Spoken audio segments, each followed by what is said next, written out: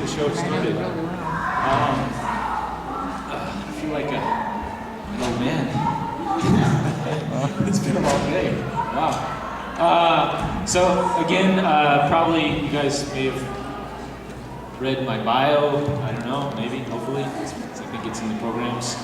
I'm a motion capture actor. Is probably my main profession right now. I'm doing a lot of motion capture work, but I do regular acting. I'll show you some of that stuff later. Got started doing a show in Japan called B Fighter Kabuto. I don't know, it came out here as Beetleborgs. I never saw Beetleborgs, so I've heard it's really terrible. And I'm sorry for that. It's not my fault. I had nothing to do with the American version of Beetleborgs. The Japanese show, B Fighter, in its heyday, in its time, it was a fun show. That was my first. Wow, what's going on next door? Nothing. Wow. Jeez, maybe we should turn up the volume because I like the screen. All right, I'm gonna just keep talking. Oh, is that getting louder? Yes. Yeah. There we go. What's that? All right, good. So I did this show called B Fighter Kabuto. I was 21 on my 21st birthday, July 19th. Was the first day of shooting. I'll never forget that day, because that is the day I found out what I wanted to do the rest of my life. So, and I've been doing it ever since. And you probably already know how old I am now, but I won't say. So I found out on that day I was able to jump off a trampoline, punch big monsters, and transform into a superhero, all in the same day. And I was like, wow, I can make a living doing this? This is awesome. So I just focused my attention on transforming and wearing spandex and beating up monsters. And I knew that I was not at the level I needed to be, and I just kept training at it and working at it, and here I am now, still beating up monsters and wearing spandex. Just on a much higher level. For the past 2 years, I've been working on a film called Avatar. It is not Avatar the Airbender, it's Avatar, James Cameron's Avatar. James Cameron is directing it. I can't talk too much about it because I've signed a stack of NDAs like this thick. NDAs are non-disclosure agreements.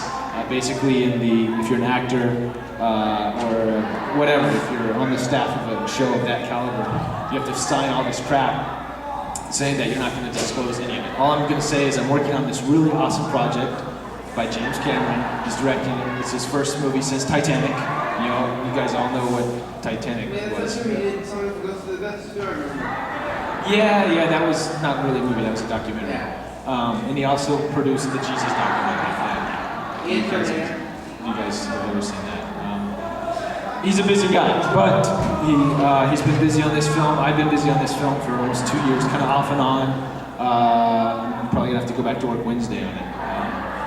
But it's a lot of motion capture. I've been honored, lucky to go work on it. I think all the past motion capture experience I've had on Devil May Cry and all these other games I've worked on have really helped me out in securing my job with James Cameron.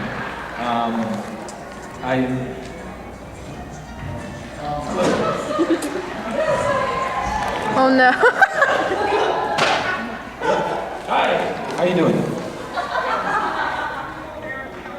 This is Sarah's telephone. This is Rueben Langdon. I play the role of Dante in Devil May Cry.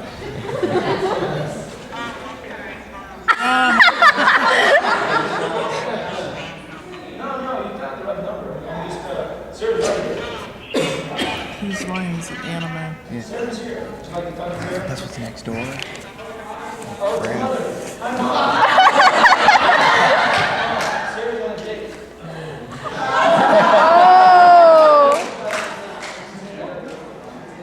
No, we're just having a conversation about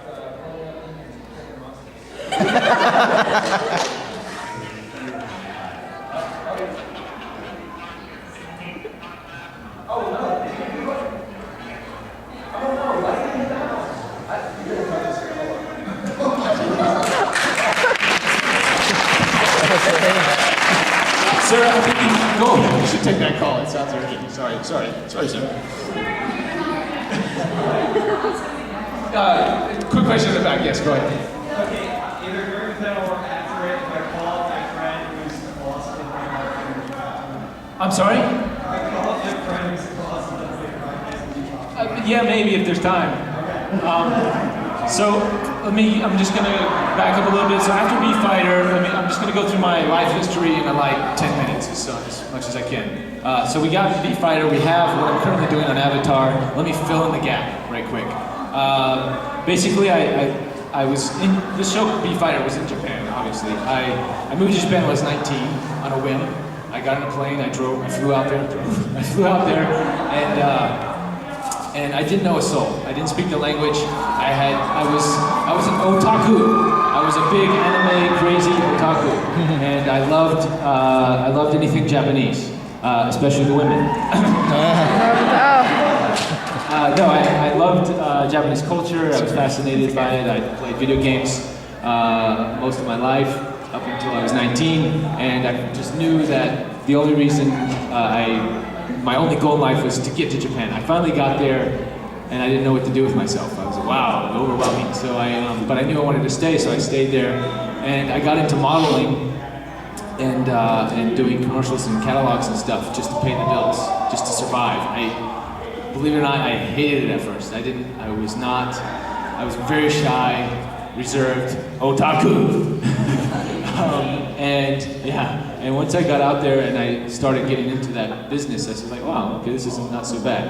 And then I landed the role on Beef Fighter. They called auditions, and because of my otaku background, of course I knew what the Sentai shows were all about and how to throw a transformation pose. I think I was the only Gaijin actor there, because there was quite a few. They called a bunch of Gaijin white guys, or non-Japanese guys at the time, but we were all white because they were looking for this role. So anyways, I landed the role. I was blessed and found out what I wanted to do at 21, and from there I just kept pursuing action because I had no idea I could do martial arts. I had no martial art training until then, believe it or not. I did not have a background in martial arts or gymnastics or anything. And on the show, I was throwing punches, I was doing stuff. I was like, wow, I can do this. If I really try, I can do it. So I tried, and I've trained with the Japanese stunt teams out there. At the time, Japan Action Cinema, or it's now called JAE, Japan Action Enterprise. Actually, Japan Action Club, I'm sorry. That was before in its heyday. And so I started training with those guys. I started picking up skills. I started learning how to throw back handsprings, how to kick, how to punch, how to put together choreography and do like Jackie Chan style fights. And that's what I really enjoyed. So during the day, I would go and audition and do other modeling jobs. This was after Beef Fighter. And then at night, I would go and train every night, 5 days a week. I was religious about training. And after 4 years of just constantly training, I thought, well, I think I'm putting together the skills I need to move on. I was a big Jackie Chan fan. Still am a big Jackie Chan fan. And I thought, okay, the next step, I've got to get some experience other than just the modeling stuff I was doing. I need to put my fight choreography skills to the test. And so I went to Hong Kong on another whim. I didn't know anybody there. I had a contact number of a guy named Kenji Tanigaki who was working with Donnie Yen. Still works with Donnie Yen a lot. I don't know if you guys know who Donnie Yen is. It's been his latest movie, Dragon Tiger Gate. He's the only guy in Hong Kong right now that's really keeping this action cinema going. Anyways, Kenji was working with him on a film. I went and called him up.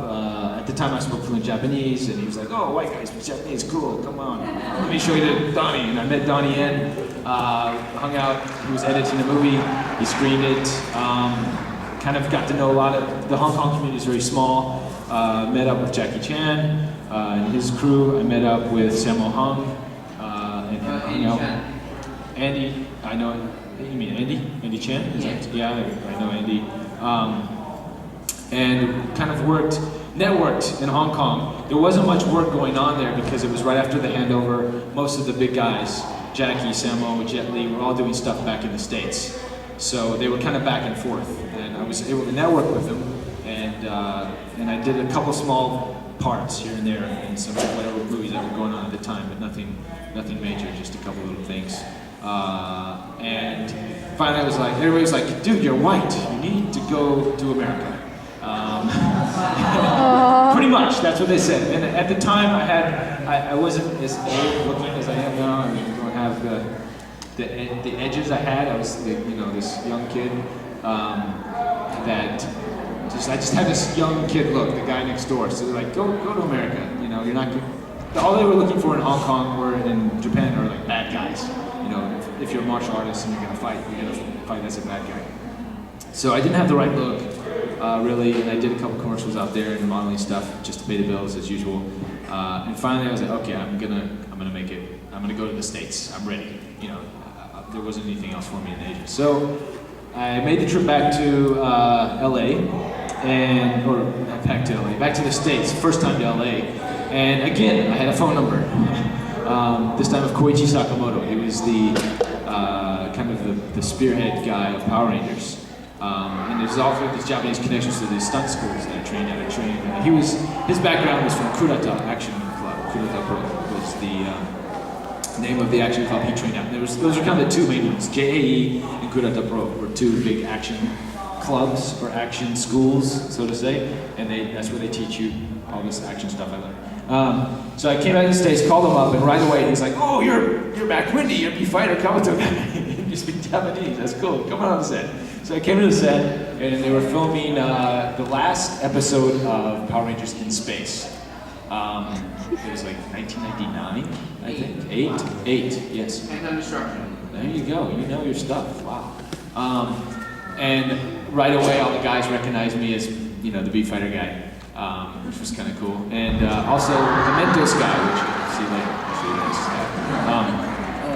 So they took me under the wing, and I started training with those guys right away, and I started working pretty fast. I got in with those guys and worked on the stunt side because I was, for a white guy, I was pretty knowledgeable in the Asian style kind of fighting that they do, and it's kind of a specific style. That the Hong Kong guys and the Japanese guys do. So I started working with those guys. In the meantime, Sammo Hung was shooting martial law in the States. I don't know, you guys know who Sammo Hung is?